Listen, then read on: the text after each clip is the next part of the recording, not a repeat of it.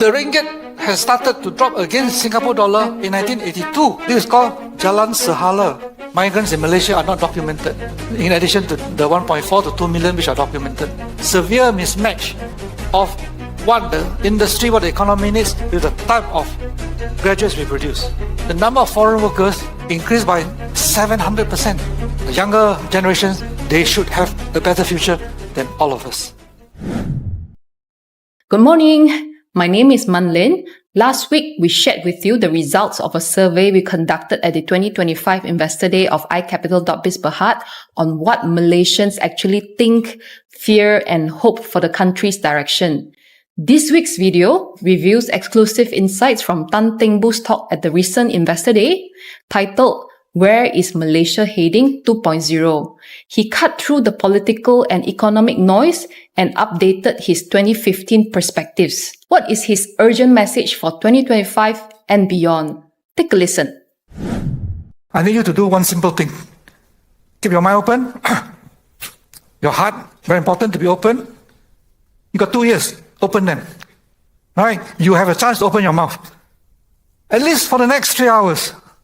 Now, whether you agree with me, what I say, or you disagree with what I say, that's not the point. The point is to have an open discussion and open debate. This is not a political rally. This is not to ask you to do certain things. It's to have a good-hearted discussion. Strip off hidden agenda, strip off sensationalism based on logic, based on facts. I'm not a member of any political party. I've never been.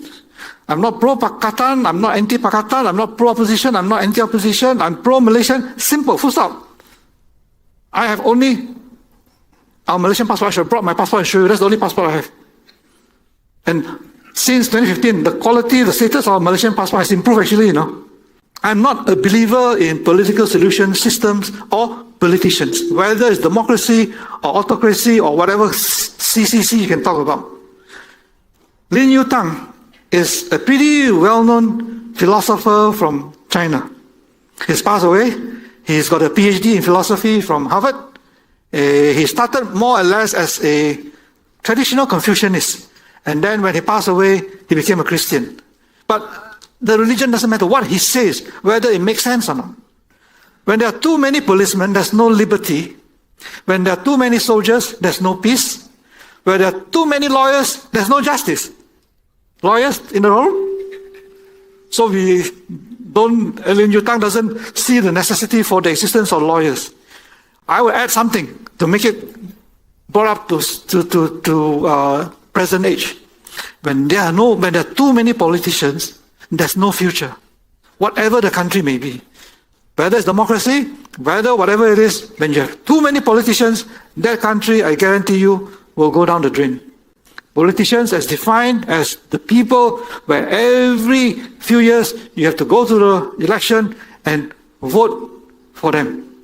I think you've seen for yourself, right? With the right atmosphere, with the right leadership, with the right people, I know the answer to this. There's no need to talk anymore, right? Because there are hopes. There are a lot of hopes for a better Malaysia. Short clip from 2015. Why I say that Malaysia at that time, in 2015, I said Malaysia must go through difficult times before we can turn for the better. And I said that we have to go through 2 election cycles, 8 or 10 years. That was said 10 years ago. The way forward, what can you do next? You got to change your mindset. You, me, all of us, especially those who are in positions of influence. If change cannot come from the top, it can come from the bottom. It can come from each and every one of us. The problems cannot be solved in 100 days. Be prepared. My personal take is that Malaysia, the situation in Malaysia has to get worse before it can get better. If you're not prepared to go through this difficult period, I don't know how long it will last, whether 1 year, 2 years or 3 years, then migrate. But if you want to stay, and be Malaysian still, be prepared for a difficult few years. I think politically, the uncertainty will be there for at least maybe 2 more election cycles, which means another 8 to 10 years. But that is just a forecast. and forecast 50% of the time they go wrong. We need a great visionary leader, a leader who is clean from the start, who dares to think Malaysian, act swiftly, put things right, who is not racial but lead Malaysians to a harmonious, happy, prosperous and progressive country. My question is, what can we normal people do to help to have such a leader? Is there such a leader now? If not, can we somehow spread and publicize the need for such a leader? Frankly speaking, that is the reason why I just said that politically we need to go through 10 years of uncertainty before this person can come up. For me, at this point in time, I cannot see that person. And what can we do? Like I said, at the very later part of my talk, choose your leaders based on policies. Choose your leaders on whether they have the national interest at heart, not on personalities, not on free gifts. If you do that, not immediately, but over time, then you will get leaders, people like Tunku Abdul Rahman, Tan Siew Sin, coming back again. Don't expect miracle from the first time you say and reach out to a person, I love you because of Malaysian. It takes more than that. And the most important element is sincerity.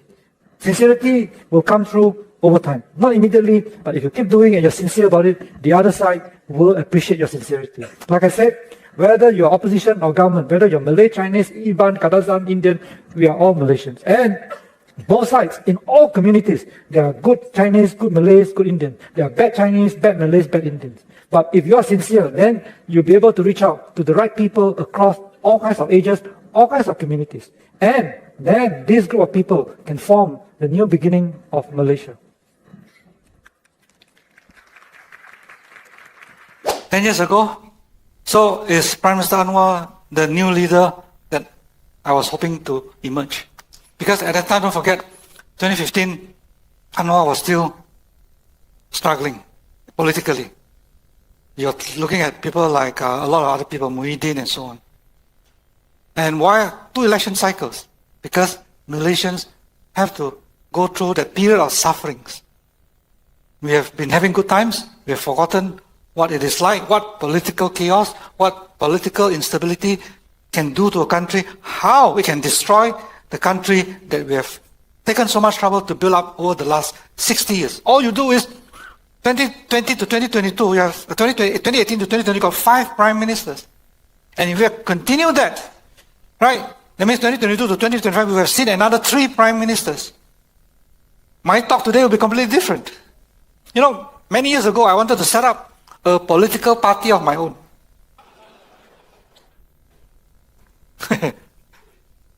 I'm not crazy. Well, I was crazy because nobody believed me and nobody supported me. My political party, I told you earlier, I don't believe in politicians, political system. But I wanted to set up this political party where the constitution of the party will state very clearly that this political party cannot be the government of Malaysia. The role of this political party is to be a responsible and intelligent opposition, to be able, whoever is the government of the day, to be able to point out where they have gone wrong, what their policies are doing, what are the consequences. And I only have maybe, at the most, in the constitution written, 10 members of parliament. 1 representing Chinese, 1 representing Indians, 1 for the Malays, 1 for the Ibans. That's it, 1 MP for one community. And the Chinese MP will be responsible for criticizing the Chinese community. The Malay MP will be responsible for criticizing the Malay community, and so on and so forth. That is my political party. Anybody wants to join? I sound out to a lot of people. They say, Teng Boo, you're crazy, your party will never take off. They were right, it never took off. But you get my message, you get what I'm trying to do, you get what my meaning is, right? So here you see the history, short history, Malaysia's short history. From the first Prime Minister, Tunku Abdul Rahman, to the current one. There have been 1, 2, 3, 4, 5, 6, 7, 8, 9, 10. 10, including the person who repeated the Prime Ministership. This diagram is important because for the young ones, those of you there, or even for those who are up to 40, 50, I think most likely you have never really known Malaysia without Mahathir being there somewhere. Because this chart shows you, if you look at this chart carefully, the red bar, from 1974 all the way until now, because he's still hidup, so I don't know yet, right? 1974, he was Education Minister, Deputy PM, Commerce and Industry, Defence Minister, and then became Prime Minister, also Home Affairs, Finance Minister again, and then Education Minister and Prime Minister again in 2020. And his other role, the other role of Dr. M, is also a PM Buster. PM Buster. What is a PM Buster? His main role is to kick out the Prime Minister that's in power at that time. Starting from Tunku Abdul Rahman. The last couple of years, people say, why ringgit dropping, what's wrong with the government? This is against Sing dollar. But if you just look at the simple fact, the ringgit has started to drop against Singapore dollar in 1982. You see, it's one straight line. This is called Jalan Sehala. 1982 was the year when he became Prime Minister. So why is it that for 22 years when he was in power, right, how come nobody ever criticized him for the ringgit weakening? Then let's look at US dollar. Right, this spike here is the Asian crisis in 1997. But even before that, 1982, our ringgit was about 2.0, let's say 210. Right, 5-6 years later, it was already 270, 280. And then, of course, started. So this ringgit falling is not just recently. The ringgit has been falling against the Sing dollar and the US dollar for the last 40, 50 years. Our problem has been that long. If we don't do something, if the government, we don't do something about it, and we, ordinary don't do something about it, the ringgit will continue falling. Against US, against Sing dollar, against Thai baht, against everything else. And then we will really become poorer, even though we work harder. Proton. I've been critical of Proton for a long time. And you know who started Proton, right? So Proton now, there's chapter 1, there's chapter 2. Proton now has started chapter 2. Chapter 2 has a lot of promises, a new beginning. Why do I say that? The picture that you see is the new Proton Saga, just launched very, very recently, right? It's a really brand new. And what Proton is doing is, they have shut down their Shah Alam plant, they have moved the production hub to Tanjung Malim. What's the big deal about that? Companies do that all the time. Now, the shutting down the Shah Alam plant is not just a relocation. It is Proton pivoting to the future by consolidating its manufacturing footprint in Tanjung Malim, because there they've invested a lot. For example, they have invested in the new stamping line, 200 over million, where you can produce local parts and reduce your reliance on imports. Then this new Tanjung Malim Auto Hub can be the base for new model launches and the upcoming electric vehicles. Old Proton Chapter 1 failed because the fourth Prime Minister chose the wrong foreign partner, Mitsubishi. Mitsubishi, I don't know why. I don't know why he trusted the Japanese so much. All the way, the Mitsubishi partner did not really transfer the technology to Proton when they're supposed to. That's why Proton started in 1985. By 1995, by 2005, the Proton saga was no more saga. And the technology transfer failed. But my bigger question is, why did our Prime Minister trusted them for so long? And more importantly, why did the fourth Prime Minister oppose any foreign collaboration? Under Abdullah Badawi, under Pala wanted to bring Volkswagen in. Dr. M objected. Finally, thanks to Najib. Right? You may think only about 1 MDB, but thanks to him, he allowed Geely from China to collaborate with Proton in 2017. Now it's 2025, 7-8 years. This partnership with Geely has transformed Proton. This is the E.Mas 5. This is the new EV. Right? That's E.Mas 7. And you can see, if you all have not driven an EV, please go and try an EV. It's a game changer, it's a life changer. This E.Mas 5 is about 300 odd kilometers, good enough for your daily use. The price, I'm not getting any commission from Proton.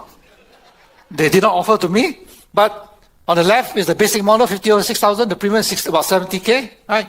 This is the new Proton. You have the different ranges there, right? The with insurance and the standard, the premium, is about 35,000 to about 46,000. So is that affordable? Is that the reasonable price? This is the current price, the cheapest. I give you the cheapest. 15 years ago, it was almost 50K, So the price of Proton Sangha has gotten cheaper. Where's the cost of living pressure? 1985, it was already 18,000, right? By 2000, this is about 2007, it has already gone up to 32,000. So in that 20 odd years, the price of Proton Sangha has hardly increased. Why? Because Geely is able to transfer the technology to Proton and make sure that Proton can produce a better, a totally new car at an affordable and lower price. So if not for this, the fact that Geely is in, I have to give credit to Najib. Because by 2017, Dr. M cannot jump all in the affairs of Proton anymore. Otherwise, he would have blocked it also. So his ideas, Dr. M's ideas are wrong, obsolete, and he still keeps insisting that Malaysia must follow his ideas. So luckily, in the case of Proton, luckily we didn't follow. So can you imagine a situation where Proton is still partnering with Mitsubishi? Now what is happening in the world? In the auto world? Electric vehicle is the new method of transportation, not your traditional petrol engine cars. The Japanese auto giants are under pressure. Toyota, Honda, Mitsubishi, all under pressure from electric vehicles. So if Proton is still under Mitsubishi, and then the trend is moving towards electric vehicle, Proton memang hapus. Because by then, you're producing cars that nobody wants. Because Mitsubishi cannot transition to electric vehicle. It will still rely on internal combustion. Luckily, you got Geely.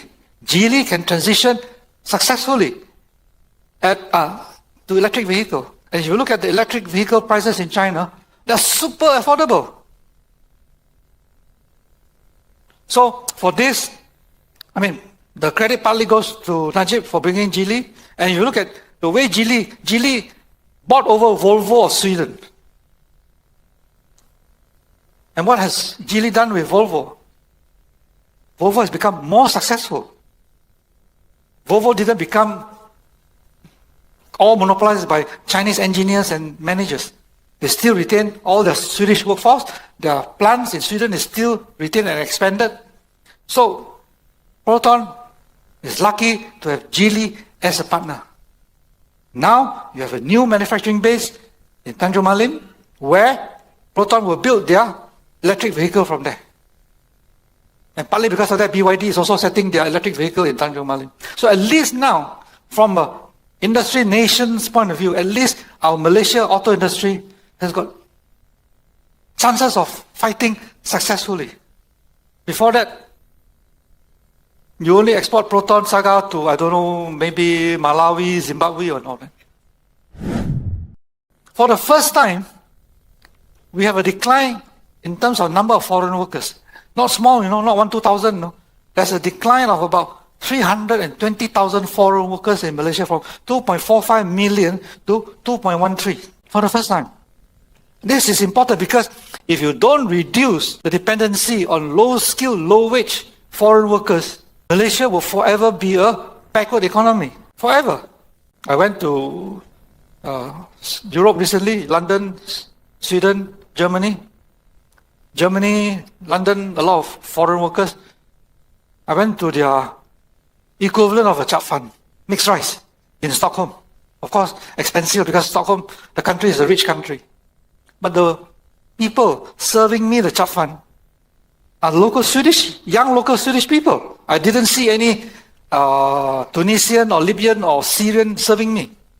So, for Malaysia to become a successful economy, you must reduce that dependency. So I was shocked that the reduction is so huge.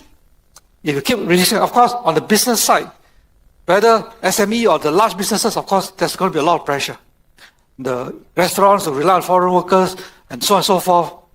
You got to find ways. You got to be more innovative. You got to automate and so on. But if you don't do that, then the economy will never restructure. If you don't restructure, we will forever be a low-skill, low-wage, cost of living pressure country. This is according to the World Bank. Right? They estimated that between 1.2 to 3.5 million migrants in Malaysia are not documented, in addition to the 1.4 to 2 million which are documented. Right? So the total foreign worker population in Malaysia is 2.6 to 5.5, mostly from Indonesia, Bangladesh, Myanmar, and Nepal, concentrated in low-skill sectors.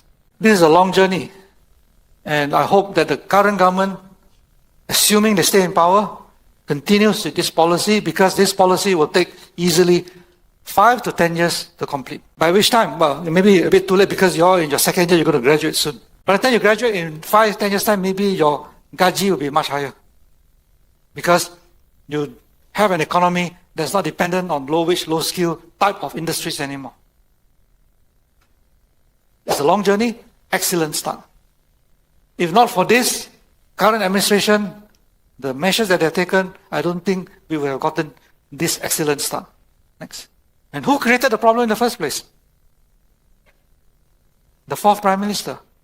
I'm not saying because I don't like him, I'm saying because the figures tell me that he started the problem. You look at 1990, right?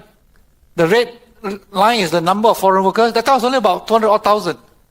By the time he sort of kicked out of power, it was about 1.4 million. So in that this is only about 13, 14 years, the number of foreign workers increased by 700%. And Malaysia became addicted. The Malaysian economy became addicted to low-skill, low-wage foreign workers. I'm not anti-foreigners. I'm, in that sense, a global citizen. I welcome them. But not in this case, where, because of their presence, our young Malaysians cannot have a better future. That is not right. Because the younger generations, they should have a better future than all of us. So, what I'm seeing, like I said, for the first time, something that Pala couldn't do, Najib couldn't do. Of course, Muhyiddin, Ismail Sabri couldn't, because they're in power only for 1 to 1.5 years.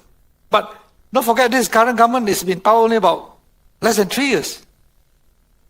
And if you continue like that, the economy will change, the quality of the economy will change completely. This was written by us in 2007, that for us to get out of middle income trap, Malaysia must improve on human capital, improve education, science and technology. We must improve our productivity, efficiency and competitiveness. We must have a different economic policy, and our foreign direct investment is far too low. So since then, now, if I were to assess using the same table as to where Malaysia is, human capital, there's some recent progress. As opposed to last time I said, no, there's no way we can succeed. Like I told you, the foreign workers are dropping. We have increased our minimum wages to force the business sector to think of better solutions than just keeping low wages low. TVET, our emphasis now quite a lot is on TVET, not just university graduates. Because TVET in South Korea, TVET in Germany, TVET in Singapore, all of them play a very important role in their economic success. Quality of education, I'm not so sure. I'm still trying to figure out where the quality is heading. But given the fact that you guys all the way from UUM or USM woke up at 4 a.m., UUM at 10 p.m., maybe there's some hope inside there. There's some harapan. Because the quality of education is not just on the lecturers. It's also dependent on the students. You have a good teacher, you have a lousy student, you won't succeed. Science and technology, this one we're still very far behind. Right? I'll explain to you why. Because there's a severe mismatch of what the industry, what the economy needs with the type of graduates we produce. I was just sharing with some of the students just now. If you are a master's degree and you studied engineering, electronics engineering, and you come and apply for a job in Malaysia, what is the salary that you expected to get? The answer they gave me, assuming it's correct, was about 4,000 to 5,000. Correct? Master's degree in engineering. A master's degree in engineering in Taiwan, fresh, no experience. If you're hired by TSMC, you're offered about 65,000 US dollars a year.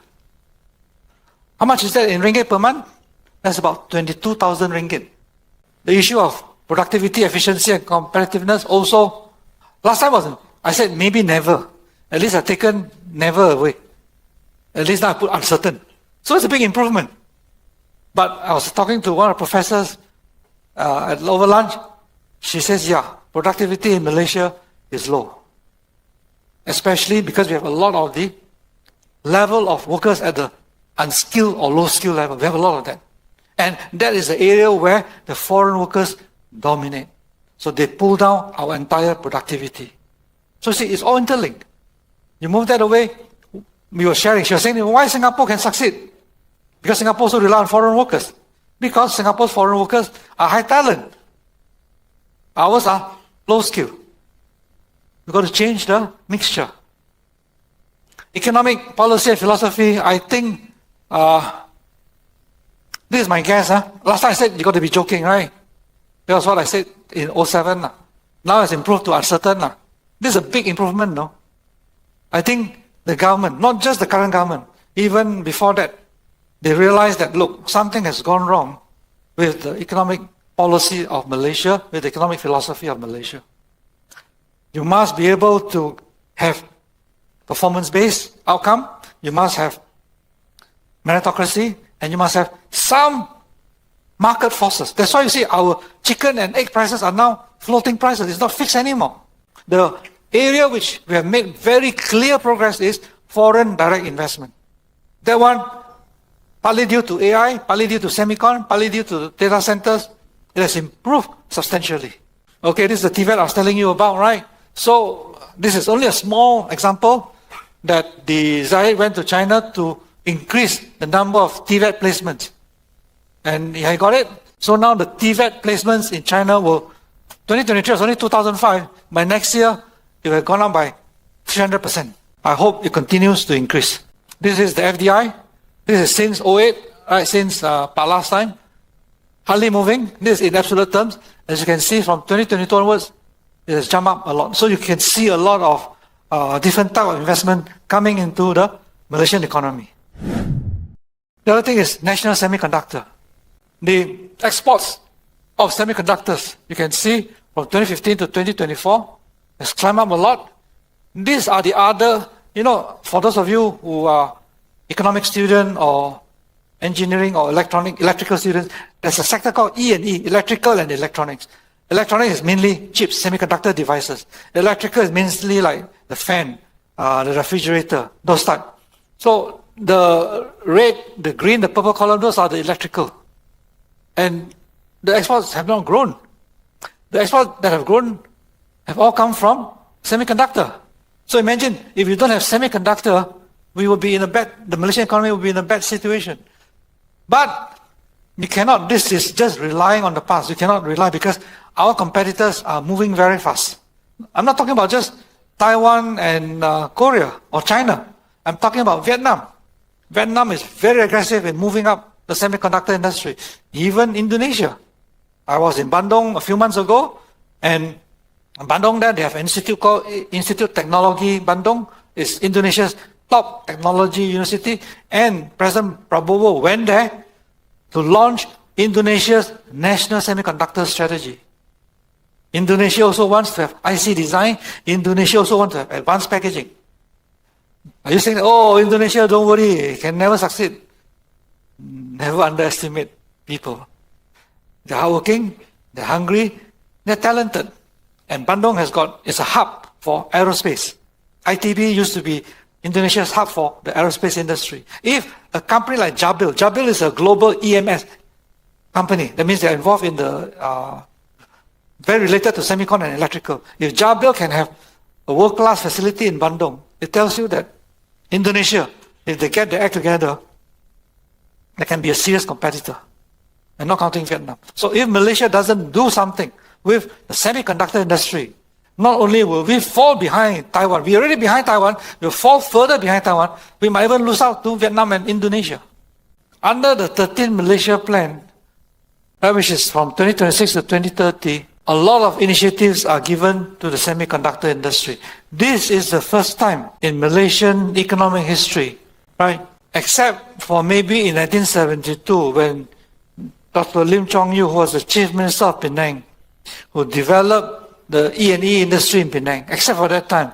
This is the only time that Malaysia has placed so much emphasis on semiconductor.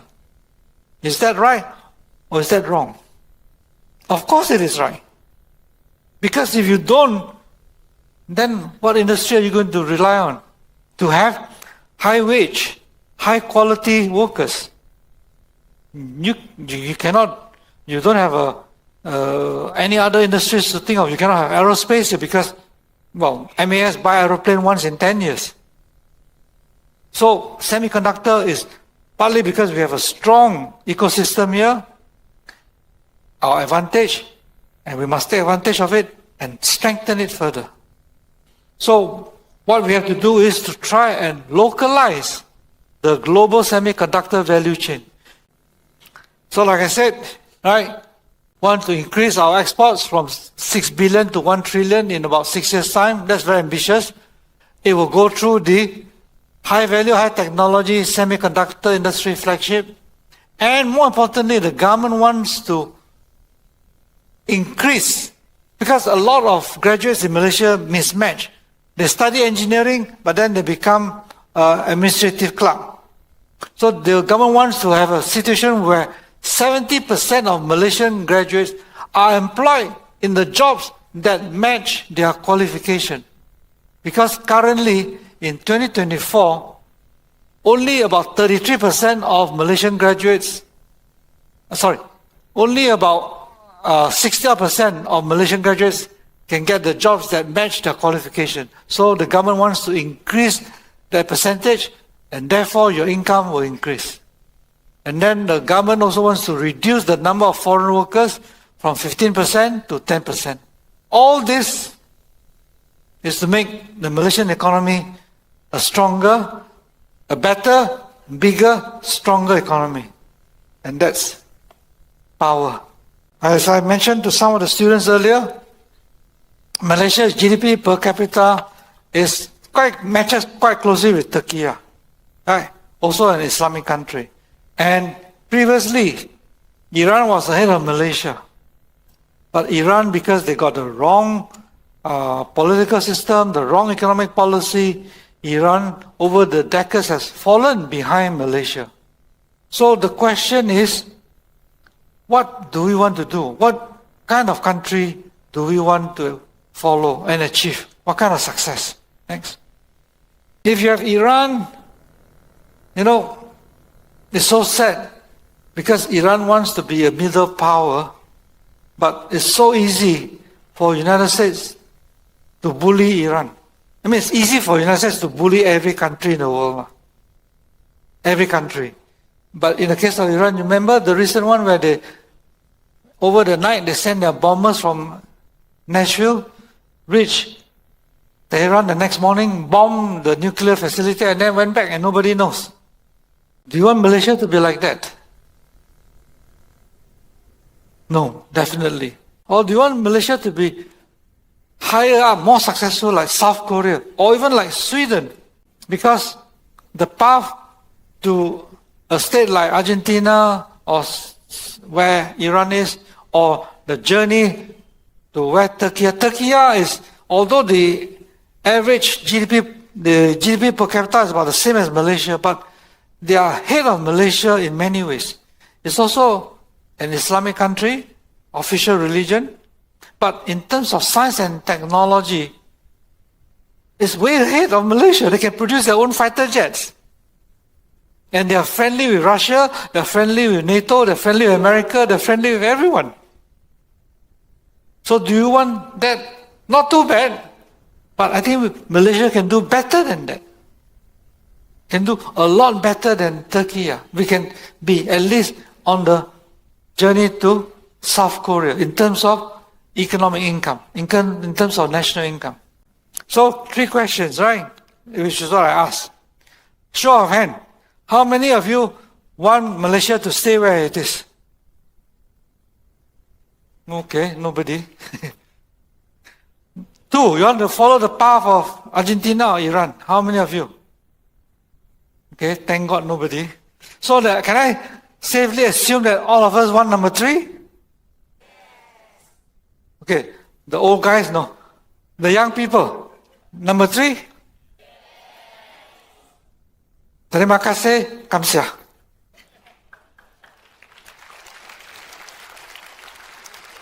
But how are we going to achieve that?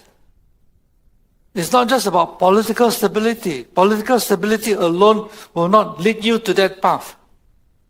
It's necessary, but it's not sufficient. So what else do we need? So thank you for being so patient. Thank you for listening and contemplating. I believe in a better and brighter Malaysia, and it starts now. We hope you find his talk insightful and useful. What about you? What are your aspirations for Malaysia? Tell us in the comments. As we are approaching year-end, iCap Fan Club is hosting a year-end party on 13 December 2025, Saturday. See the details below. Some of the activities at the year-end party include a mindfulness talk, fireside chat, interactive games, and refreshments. For members of iCap Fan Club, it will be free. For non-members, you can join these activities for just 50 ringgit. Sing along, sing along. Sing along. Sing along.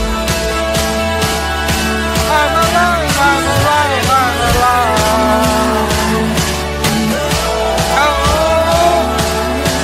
I'm alive, I can fly, I can fly. Let's sing along together. I'm alive, I'm alive, I'm alive. Let us all sing together. Minute, hour, Better, stronger, power.